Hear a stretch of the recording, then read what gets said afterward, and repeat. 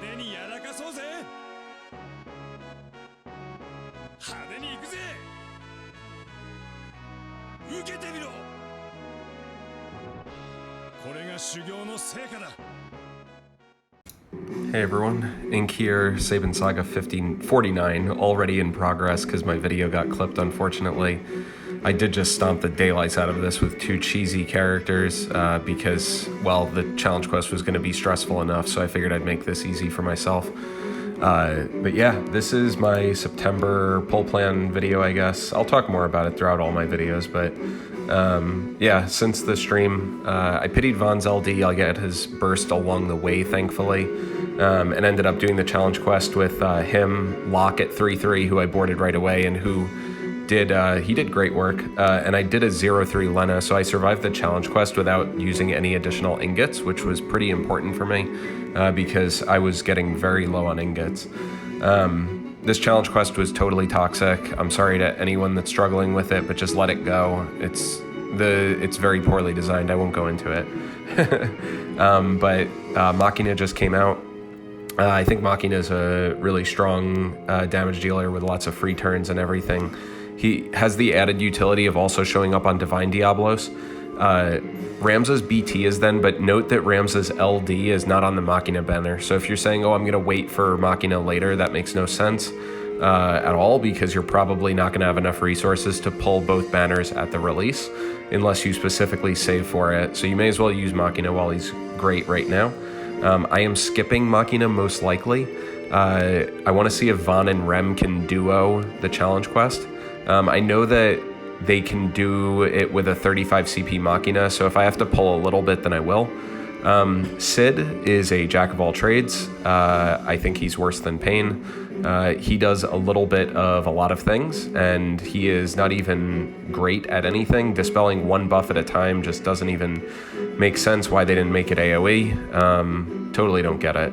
But anyway, he does a lot of things, and I mean, look, people used him on Entropy 16 at 0-3. Like he totally can work on teams because he does some interesting things and can round out teams a lot of the times, like a third slot character. So yeah, I absolutely have no worries skipping this banner.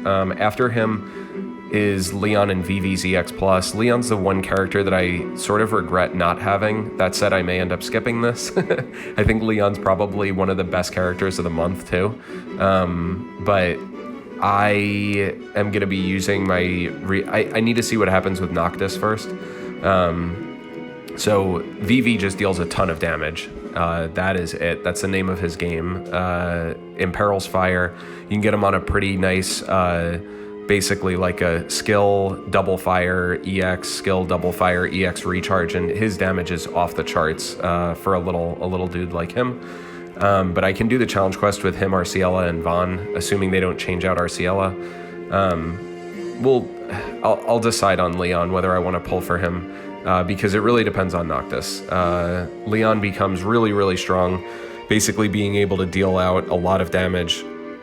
And of course has the Brave Damage Absorb niche for him, which means that he doesn't really work with like a Metatalion or like heavy delayers because you want the enemies to take turns, but they also can't have elemental attacks, so you have to be careful of that. It's sort of the same deal. Leon just gets raised up to be Chaos very strong after this. Entropy 15 comes right after that event or at the same day. Yeah, right after. But it resists magic. I'm definitely using Squall and Porum there. I just don't know who my third will be. We'll see if I use... I know Dark Knight Cecil can do it, but I also might just throw Aranea there. We'll see. Should be a pretty reasonable, hopefully reasonable one. I think it's the last challenging one. The rest are tricky, but not necessarily like you can budget them. Like I said, a Sid 0-3 got used on 16, but that was with a Kefka burst, so I don't know, whatever. Yeah, so after that is Noctis. Noctis is really, really strong, but he has a really high skill ceiling. You need to know what you're doing if you want to get any of those broken, crazy 0 or 1 turn runs that Noctis is known for.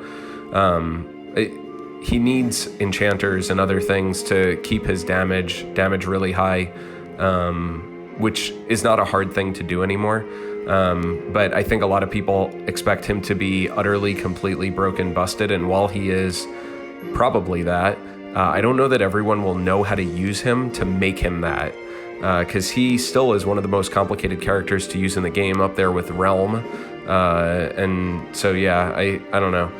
I am going to ticket him. I think it's going to be 300 to 600 tickets. I really need him because he is the absolute difference between 3 burst tokens or 0 burst tokens, and that is worth tickets. Yeah,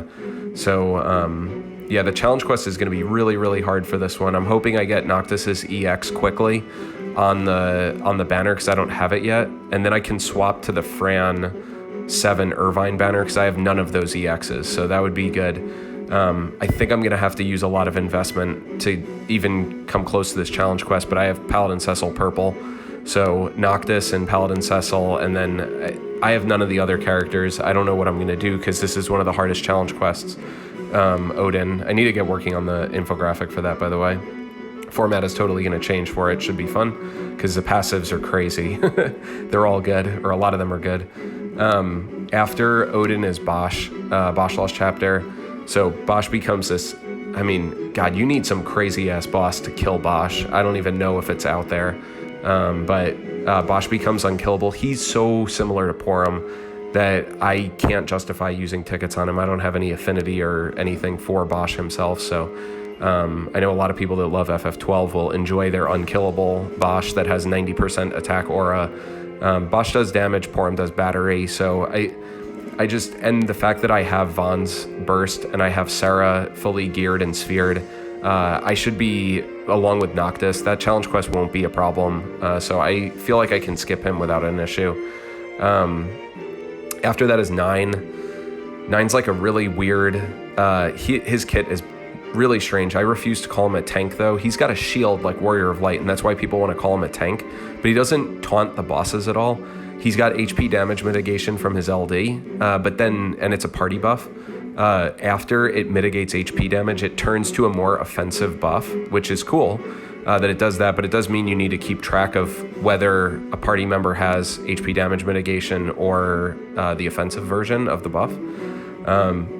But he seems like a great damage dealer that has some really interesting utility and niche skills. So yeah.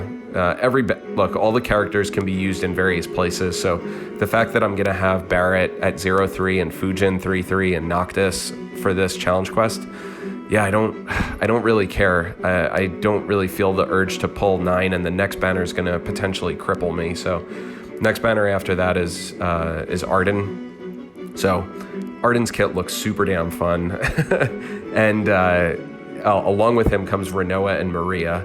So I'm going to use 300 tickets on Arden for his LD and his EX.